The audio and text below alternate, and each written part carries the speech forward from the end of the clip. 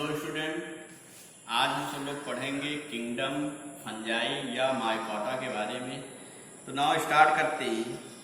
तो जो फंजाई है, कुछ यहाँ पे हम सब लोग टर्म याद रखेंगे। पहले फंजाई को अध्ययन को हम सब लोग क्या कहते हैं? स्टडी ऑफ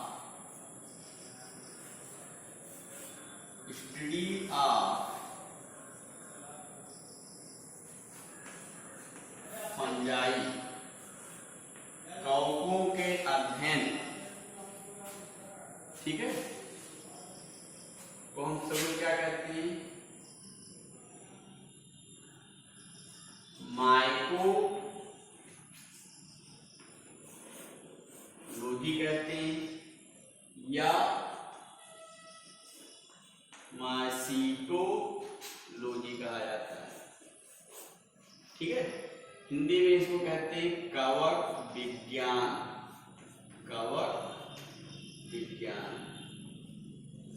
वनस्पति विज्ञान की वह शाखा जिसके अंतर्गत कवकों का अध्ययन किया जाता है, उसे हम क्या कहेंगे? कवक विज्ञान कहते हैं। इंग्लिश में कहते हैं माइसीटोलॉजी या फिर कहते हैं माइकोलॉजी कहते हैं। अब इसके जनक कौन हैं? Father of mycology, father of mycology, father of mycology कहा जाता है पी एंटोनियो मिचेली को कहा जाता है, ठीक है। अगर कवक विज्ञान के जनक पूछा जाता है आपसे तो आप कहेंगे पी एंटोनियो मिचेली, ठीक है।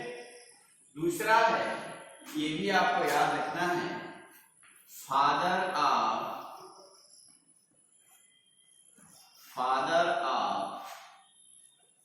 मॉडर्न माइकोलॉजी, आधुनिक कवक विज्ञान के जनक, तो आप नाम लेंगे डी बेरी को।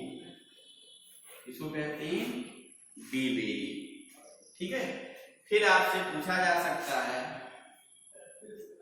Father of Indian mycology, father of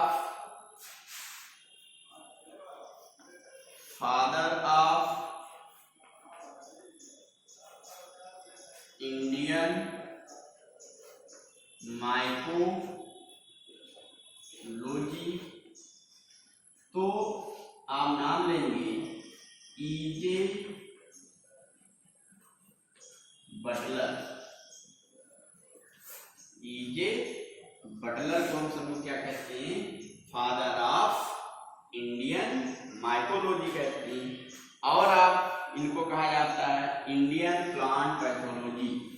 इन्हीं को हम सब लोग क्या कहते हैं? इंडियन प्लांट पैथोलॉजी कहते हैं। प्लांट पैथोलॉजी पादप रोग विज्ञान,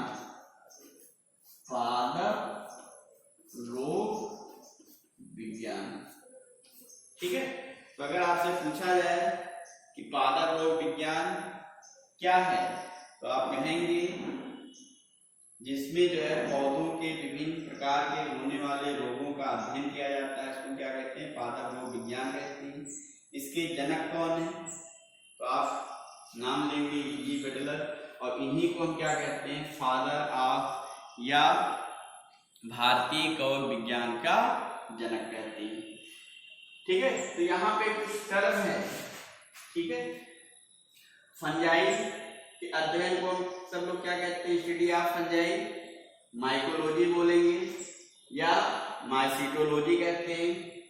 अगर आपसे पूछा जाए फादर ऑफ माइकोलॉजी कौन है, तो आप नाम लेंगे पी एंटोनियो मिचेली को कहते हैं।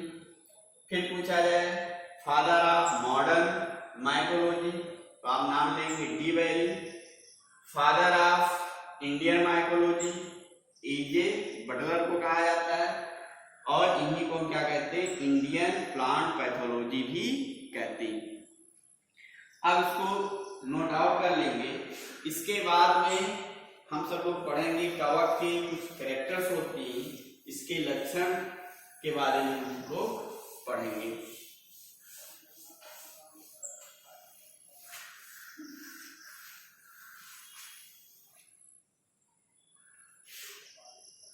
कैरेक्टर्स,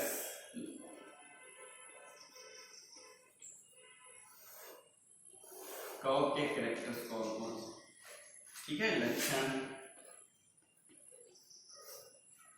तो पहला जो इंपॉर्टेंट कैरेक्टर्स है, तो जो फंजाई है ये एक क्लोरोफिलस होती है। पहला अगर हम बात करें तो ये क्या होते हैं, एक क्लोरोफिलस,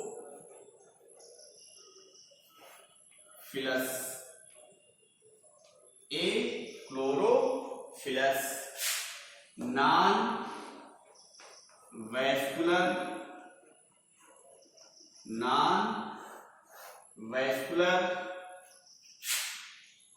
एंड हैलोफाइट्स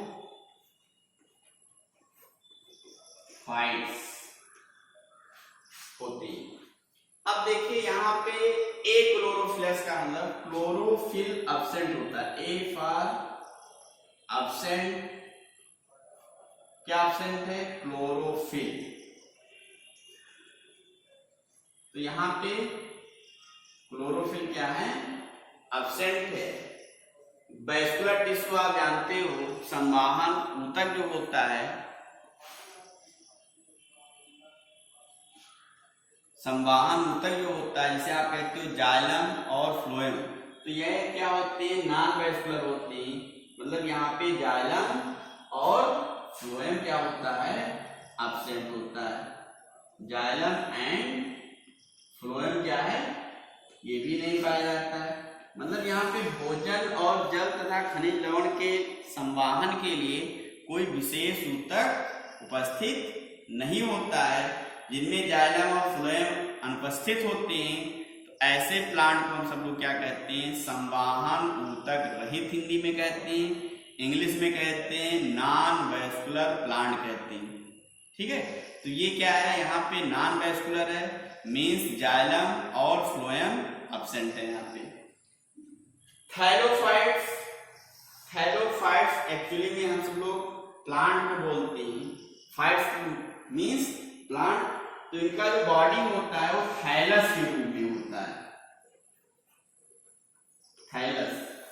तो ये ट्रू प्लांट नहीं है। प्लांट के जैसे कैरेक्टर्स इनमें शो करते हैं या ये शो करते हैं, और इनमें क्लोरोफिल एब्सेंट होता है, इसलिए इसको हम सब लोग प्लांट नहीं कहते हैं। ट्रू प्लांट के कैटेगरी में इसे नहीं रखते हैं, ये फास्ट प्लांट के कैटेगरी में इसको रखा जाता है।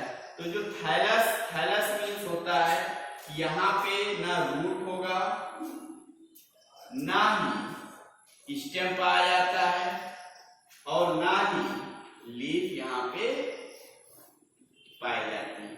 तो जिनमें ऐसे पौधे जिनमें ना रूट प्रेजेंट हो, ना स्टेम प्रेजेंट हो, ना ही लीफ प्रेजेंट हो, ऐसे प्लांट बॉडी को हम सब लोग क्या कहते हैं, थैलस कहते हैं।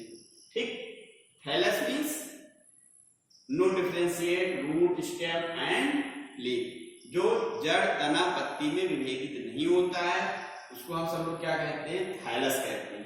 ठीक, अब देखिए एक क्लोरोफिलस शब्द यहाँ पे लिखा हुआ है, तो इसका मतलब क्लोरोफिल एब्सेंट है। अगर किसी में क्लोरोफिल अगर एब्सेंट होता है तो आप समझ सकते हो कि ये प्रकाश संश्लेषण क्रिया नहीं कर सकता है, मीन्स स्वयं भोजन नहीं बना सकता है। तो यहाँ पे नेक्स्ट जो कैरेक्टर आता है, ये क्या होते हैं, नॉन फोटो सिंथेटिक होती है। नॉन फोटोसिंथेटिक कहने का मतलब ये है, ये जो है प्रकाश संश्लेषी नहीं होते हैं। आप जानते हो कि अगर ये प्रकाश संश्लेषी नहीं होंगे तो ये भोजन स्वयं नहीं बना पाते। इसका मतलब जो स्वयं भोजन नहीं बना पाते उनको हम सब लोग क्या कहते हैं, परपोषी कहते हैं। तो परपोषी की जो इंग्लिश होता है वो क्या होता है, हेट्रोट्रॉफिक। हेट्रोट्रॉफिक मीन्स परपोषी, जो स्वयं भोजन नहीं बना पाती उन्हें हम क्या कहते हैं, परपोषी कहते हैं। तो ये जो परपोषी की कैटेगरी होता है, जैसे पैरासाइट्स कह सकते हो, सैप्रोफाइट्स, तो ये क्या होते हैं, मोस्टली क्या होती हैं, मोस्टली मतलब अधिकांश ये सैप्रोफाइट्स होती हैं, सैप्रोफाइट्स होती। ठीक, सैप्रोफाइट्स पहले, इससे पहले भी बात हो चुकी है।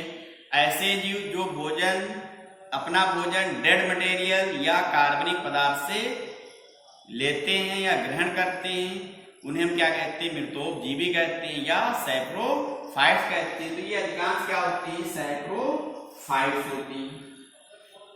कुछ क्या होती हैं, पैरासाइट भी होती हैं, पैरासाइट्स भी होती हैं।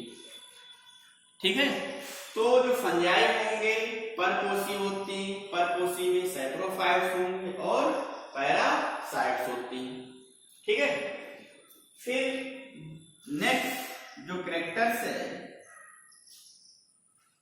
ये जो फंगस है या जो फंजाई है, ठीक है, बहुत सारे फंजाई, या अगर हम प्लांट बॉडी के रूप में, अभी यहाँ पे हम सब लोग बात कर ले शैवाल के बारे में। तो जो शैवाल होता है, इनकी शैवाल प्रेजेंट होता है प्लांट के जैसा। तो जो शैवाल है, शैवाल ये काइटिन नामक पदार्थ से बना होता है, काइटिन प्लस पॉलीसैकेराइड्स, सैकेराइड्स, इससे बना होगा काइटिन और पॉलीसैकेराइड से बना होता है। इनमें जो भोजन स्टोरेज होता है, फूड स्टोरेज, भोजन जो संचित होता है वो ग्लाइकोजन, किस रूप में संचित होगा, glycogen, alcohol and oils, alcohol and oils. भोजन का जो है किस रूप में संचित होता है, ग्लाइकोजन, एल्कोहल एंड ऑयल्स के रूप में संचित होता है। ठीक है, अब उसके बाद इसको आप नोट आउट कर लेंगे पॉइंट वाइज से। इसके बाद जो है नया कैरेक्टर्स हम डिस्कस करने जा रहे हैं।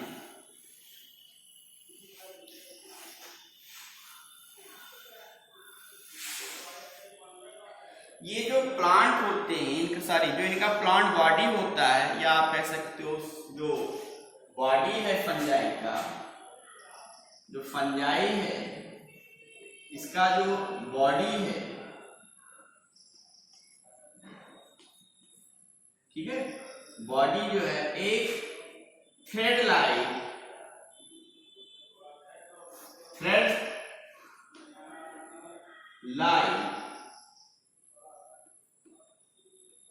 स्ट्रक्चर से बना होता है, एक सूत्रवत पतले धागे के समान संरचनाओं से बना होता है। फिर से देखिए, जो फंजाई है इसका शरीर जो होता है छोटे छोटे धागे के समान संरचनाओं से बना होता है।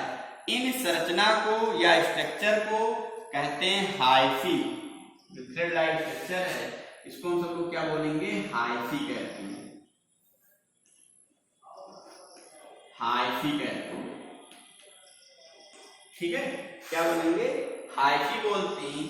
अब ग्रुप ऑफ हाइफी को हम सब लोग बोल देते हैं ग्रुप ऑफ हाइफी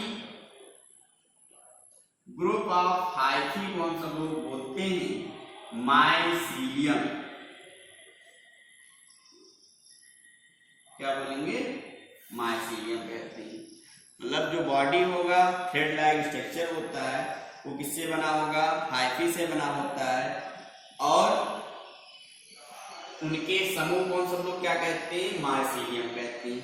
अब कुछ ऐसे प्लांट बॉडी होती हैं जो हाइफी से नहीं बना होता है, वहां पर एक्सेप्शन है। एक्सेप्शन मीन्स अपवाद है। जो किससे बने होती हैं? सेल के फॉर्म होते हैं, मतलब यूनिसेलुलर फंजाई है, उसका नाम है ईस्ट। क्या नाम है? ईस्ट।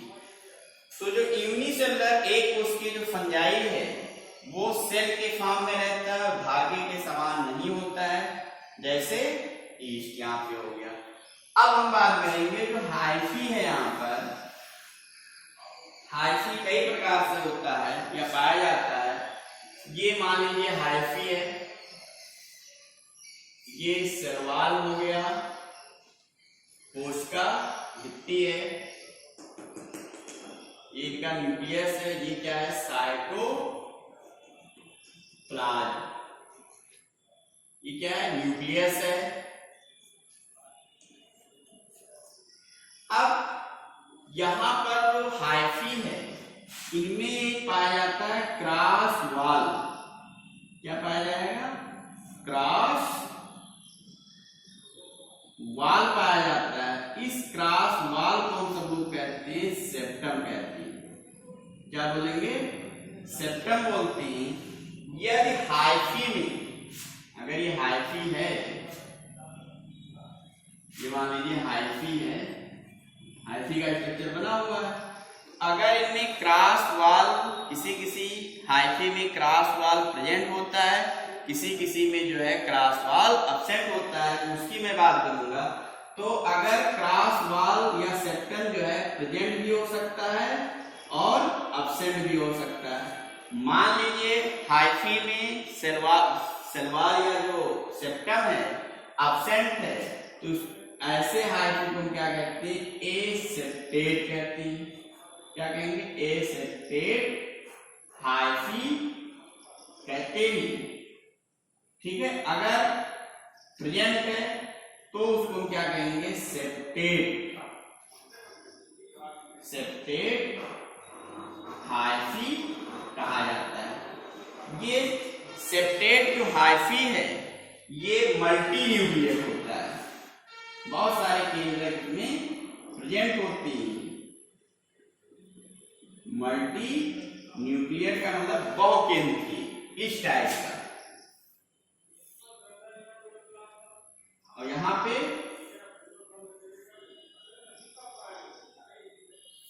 एसेप्टेट मतलब एब्सेंट होगा, तो उसको क्या कहते हैं? एसेप्टेट। अगर ऐसे कह लीजिए, यहाँ पे क्या होगा? प्रेजेंट है, यहाँ पे क्या है? एब्सेंट है। तो अगर सेप्टा प्रेजेंट है तो उसको क्या कहते हैं? सेप्टेट हाइफी कहते हैं। अगर सेप्टा एब्सेंट है तो उसको क्या कहते हैं? एसेप्टेट कहते हैं। क्या बोलेंगे? एसेप्टेट। तो यहां पर देखिए सेप्टा प्रेजेंट है, लेकिन यहाँ पे क्या है? सेप्टा एब्सेंट है और मल्टी न्यूक्लियट है। ऐसे हाइफी को क्या कहते हैं?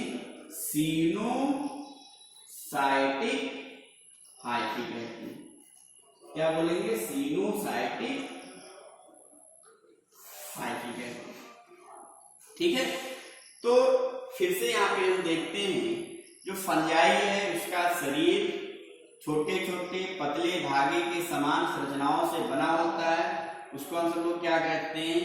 हाइफी कहते हैं। हाइफी के समूह को क्या बोलेंगे? माइसीलियम कहते हैं, हिंदी में कवक जाल बोलते हैं। और हाइफी जो होता है उनमें हाइफी दो टाइप से बोल सकते हो, एक सेप्टेट हाइफी और एसेप्टेट। कहने का मतलब अगर हाइफी है तो बीच में अगर क्रॉस वाल पाया जाता है उसको क्या कहते हैं? सेप्टम कहते हैं। अगर सेप्टम प्रेजेंट होगा तो उसको क्या कहेंगे, सेप्टेट हाइफी कहते हैं, फिगर बना हुआ है। अगर सेप्टम एब्सेंट है तो एसेप्टेट हाइफी कहेंगे, वो मल्टी न्यूक्लिएट होता है, मींस बहुकेंद्रीय होता है, उसको क्या कहते हैं, सिनोसाइटिक हाइफी बोलते हैं। ठीक है। अब अगर हम नेक्स्ट कैरेक्टर्स की बात करें तो कुछ ऐसे फंजाई है, आप उसको याद रखना है कि बहुत सारे फंजाई हैं जो भोजन के रूप में यूज किया जाता है, उसको आपको याद रखना है। जैसे यूनिसेलुलर फंजाई है, यीस्ट आप जानते हो, ब्रेड बियर में प्रयोग किया जाता है। कुछ फंजाई खाने में यूज करते हैं, जैसे मशरूम के नाम सुने होंगे, तो जो मशरूम होता है वो जो है खाने में यूज होता है। बहुत सारे फंजाई हैं जिससे एंटीबायोटिक प्राप्त किया गया है, तो ये सब आप नोट कर लेंगे, याद कर लेंगे। ठीक है। अब हम नेक्स्ट जो डिस्कस करेंगे वो है रिप्रोडक्शन। तो यहाँ पे जो रिप्रोडक्शन होता है, तीनों टाइप का रिप्रोडक्शन होगा, वेजिटेटिव रिप्रोडक्शन, एसेक्सुअल रिप्रोडक्शन और सेक्सुअल रिप्रोडक्शन। तो जो मेरा नेक्स्ट लेक्चर होगा वो जो है बेस होगा सेक्सुअल रिप्रोडक्शन, या आप कह सकते हो रिप्रोडक्शन इन फंजाई। ठीक है। तो आज यहीं तक, ओके, धन्यवाद।